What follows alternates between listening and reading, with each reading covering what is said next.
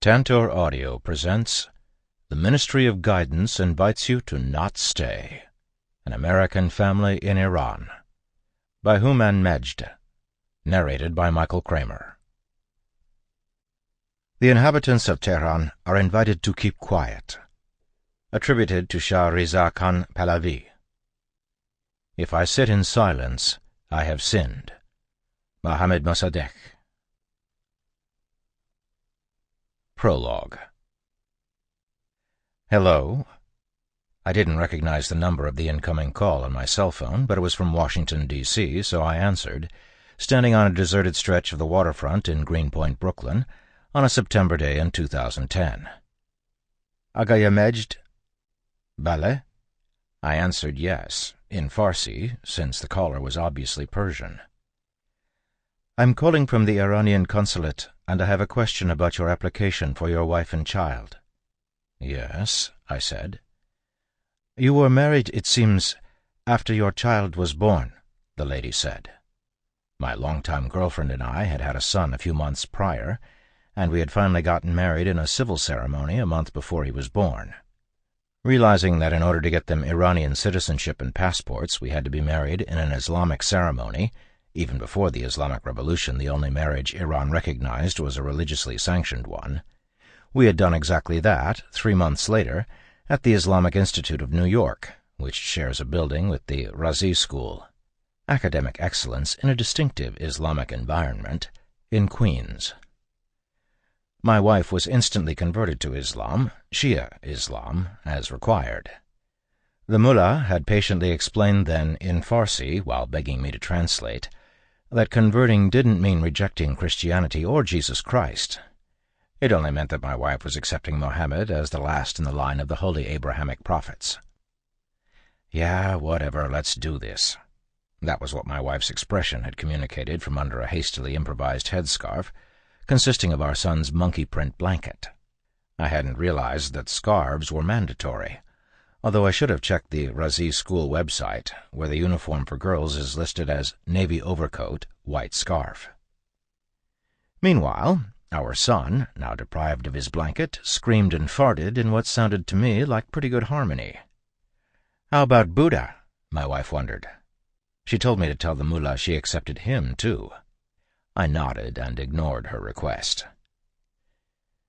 The lady calling me now was from the Iranian Interests section at the Embassy of Pakistan in Washington, D.C., the office that handles the consular affairs of Iranians in the United States, in the absence of diplomatic relations between the two countries.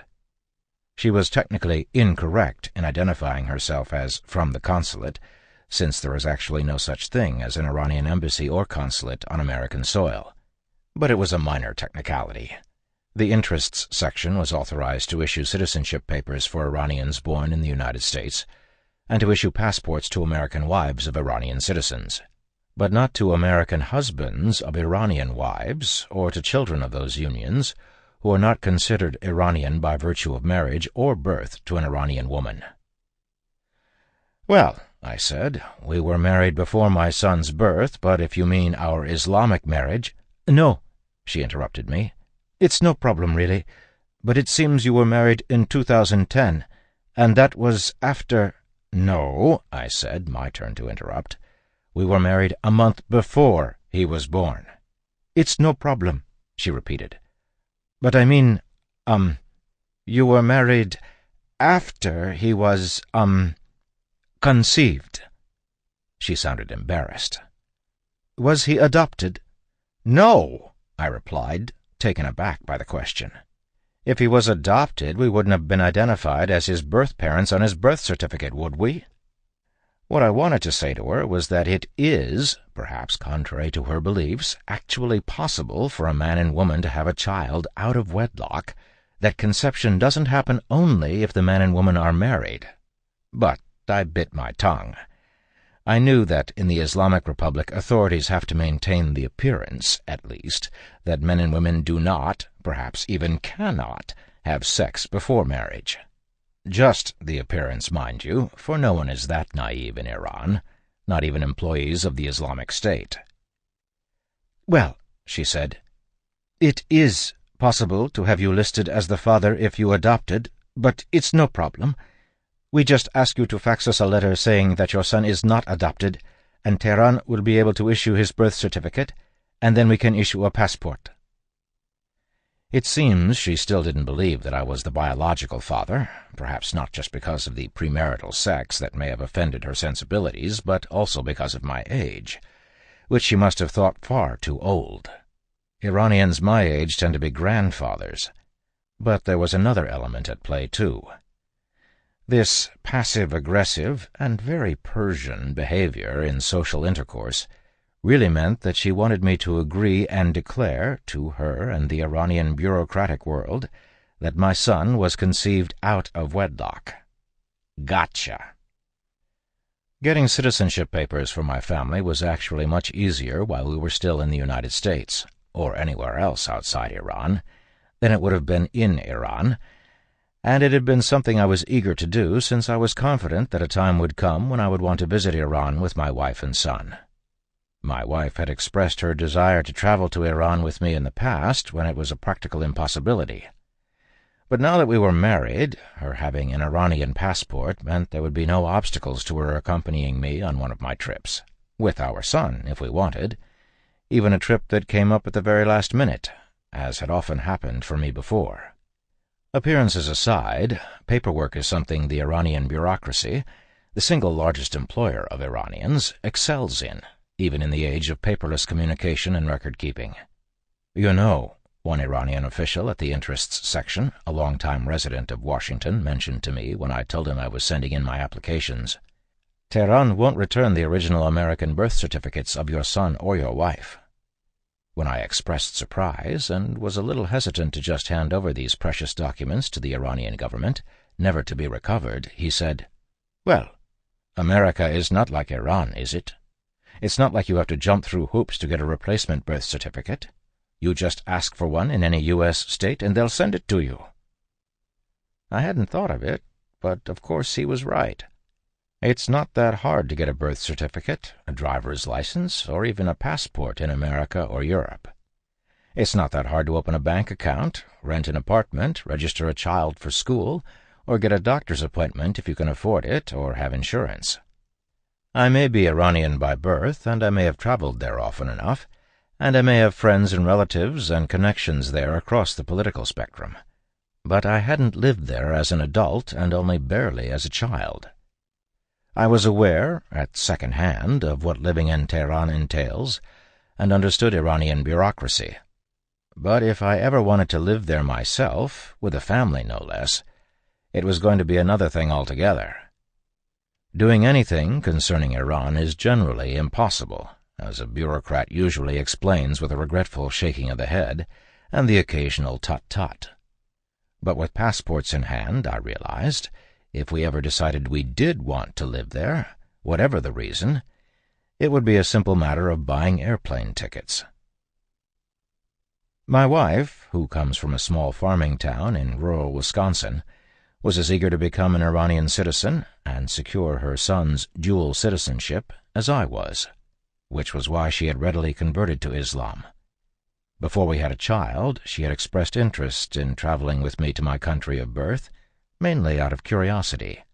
I thought, but also because she told me, she worried that if I ever got into trouble in Iran, and she had read reports of Americans and Iranian Americans who had been arrested there, she wanted to be able to get on the first plane to Tehran as easily as an Iranian could.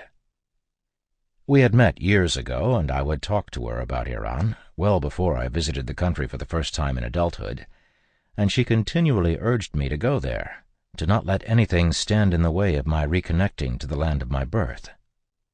"You need to go home," she once said, after I described my grandfather's house to her. "You'll never be happy with your life until you do." She was right, I realized after I finally set foot in Iran. That was reason enough for me to want to take her there, too, to let her actually see why she was right.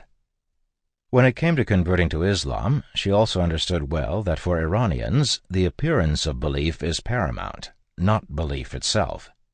So she humored the mullah who married us, and he seemingly understood the same, given his relaxed attitude, humor, and the almost dismissive manner in which he converted Karri to submission to Allah. For years it had been extremely difficult for Americans to travel to Iran as tourists, obtaining a visa being the single biggest obstacle. But Karri, to my surprise, was keen on spending an extended period of time there, well, perhaps a month or two. In a way, it shouldn't have been surprising, given what I knew about her. She wanted our son to see, feel, smell, and touch where her family had lived since the 18th century from an early age.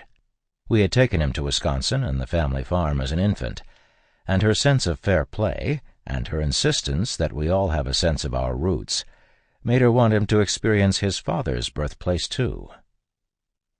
It was her willingness, even eagerness, to travel to Iran, as well as the newly minted Iranian passports that showed up via FedEx not long after I sent in the applications, that persuaded me to look at the idea of actually moving to Iran for a year, more or less, to give me an opportunity to properly reconnect with my history, and to give Karri and our young son a proper introduction to my culture, but also to chronicle our lives as insider-outsiders in a land so few know very much about.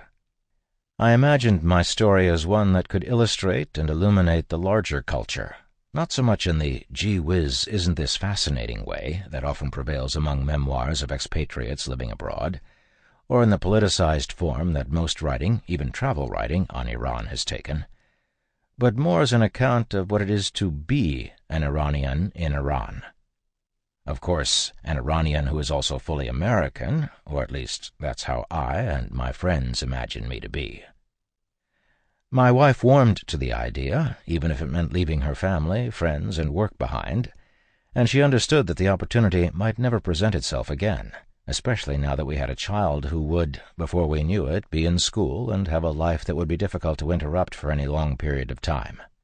Karri, who had over the years spent months alone in India on intensive yoga programs, and had lived alone in Italy, modeling and studying Italian after college, was still adventurous and even fearless, and a year, she reasoned, was not very long in the scheme of things. Our son would, if we went to Iran, be about the same age as I had been when I left it, less than a year old. I had accompanied my diplomatic family on my father's first posting abroad to London, and he would spend his first birthday in the country of his father's birth. That probably mattered mostly to me, certainly not to him, and by nature less to my wife, but I was happy that she was as keen on exposing our son to the culture of his father and his father's father, even if he didn't quite understand yet, early in his life. That Karri would finally see what she had heard about for so many years, and that I could show her something of my country of birth that might explain me better, was equally, if not more, appealing. Like most Americans and Europeans, my wife had an image of Iran, and of Iranians, that was shaped by the headlines, and the headlines have not been kind to Iran or Iranians for over 30 years. Unlike most non-Iranians, however, her life was intertwined with that of an Iranian, and Persian culture, even Islamic Persian culture, to which she had been exposed through meeting the religious members of my family, and which she recognized was quite different from Arab culture, was not completely unfamiliar to her. It is a culture that has been described to Westerners mostly by Iranians, but it is still very much hidden behind veils of modesty, furtiveness, and suspicion. We have an idea of what it is to be French or Italian, or to live in Paris or in Florence, based on a certain familiarity with those cultures and the writings of English speakers who've lived there.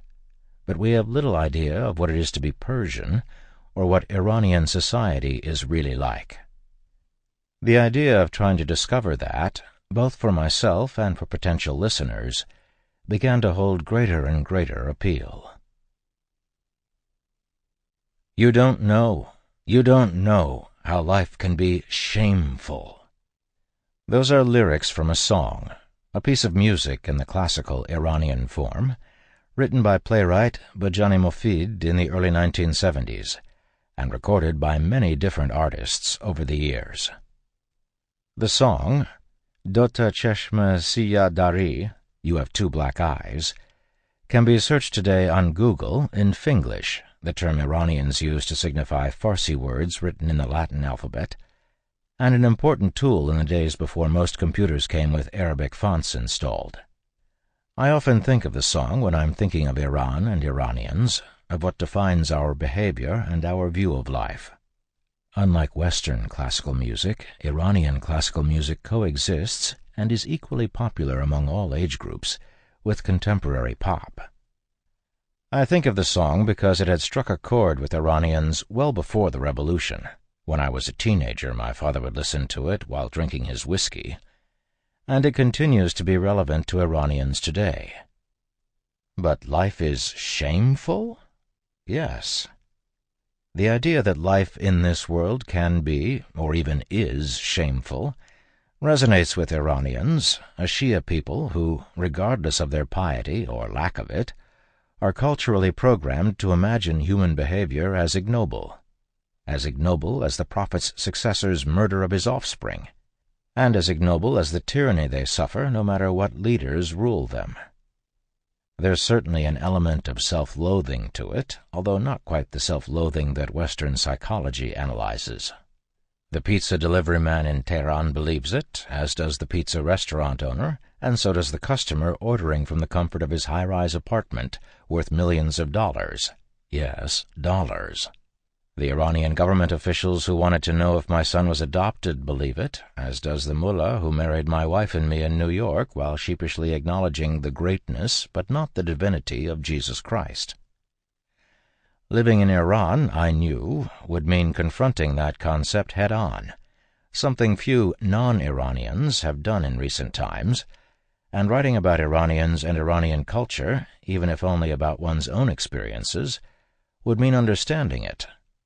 In Iran, life isn't necessarily ugly or difficult, but regardless of one's standing, whether one is rich or poor, a success or a failure in love, the idea that life is somehow shameful is powerful, and one that I wanted to explore. Iran, the country once known to Westerners as Persia, its name evoking exotic images of 1,001 nights and bejeweled kings ruling over adoring masses, fully burst into the American consciousness in 1979, with the Islamic Revolution essentially reversing the image we had, if we had any at all, of the country that American politicians had usually described as our staunchest ally in the Middle East. After Israel, of course, which happened to be an ally of Iran then too, albeit unofficially. Naturally, as long as Iran was America's staunchest ally, ordinary Western folk had little interest in the country, beyond the occasional news item related to oil or concerning some intriguing event in the royal family, say a marriage, a divorce, or a coronation. Iran was a curiosity at best, and although there were at one time some 40,000 Americans living there, most were expats in what we now think of as a colonial sense. They lived insulated and isolated from the native population, attended their own schools and clubs, and undertook tourist jaunts to famous sites while rarely experiencing the culture of the land. Practically no Americans or Europeans moved to Iran simply to experience the Persian life.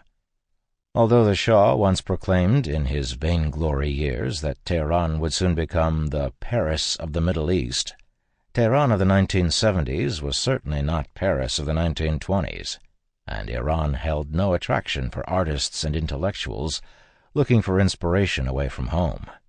That was equally true for Iranian artists, most of whom, including one of my uncles who ran away from home to become a painter in Paris, at that time looked for inspiration in the cities of Europe.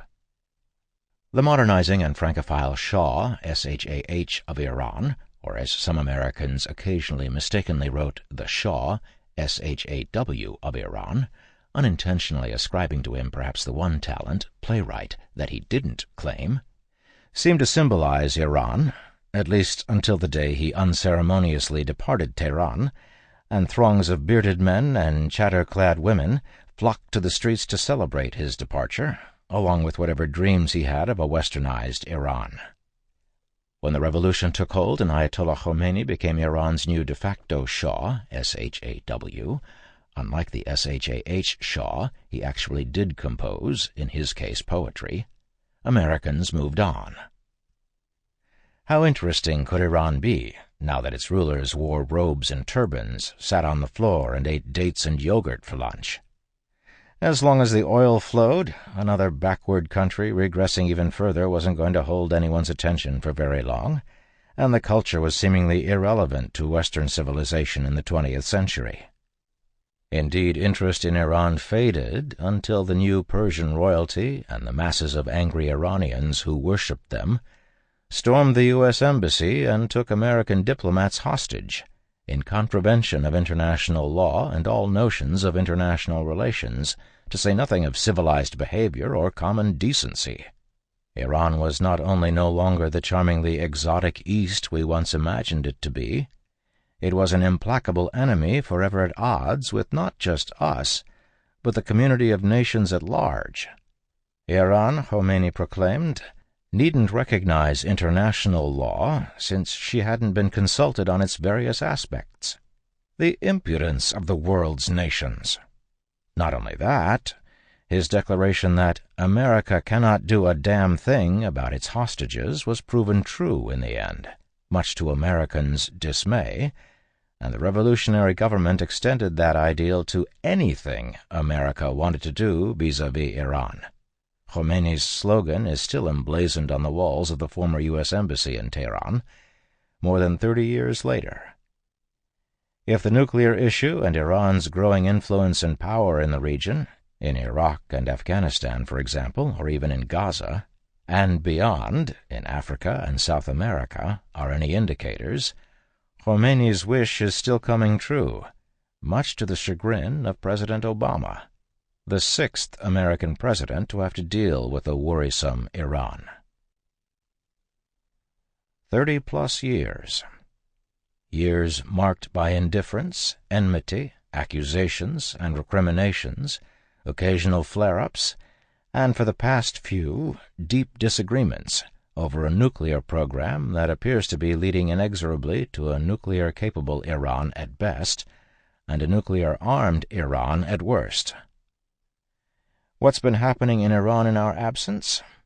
The population has more than tripled, and industry has grown to the point where Iran can be virtually self-sufficient in many ways, including militarily, albeit on a crude and somewhat outdated level, partly because unilateral U.S. and multilateral UN sanctions have forced Iranian industry to adapt in order to survive with little, if any, outside help.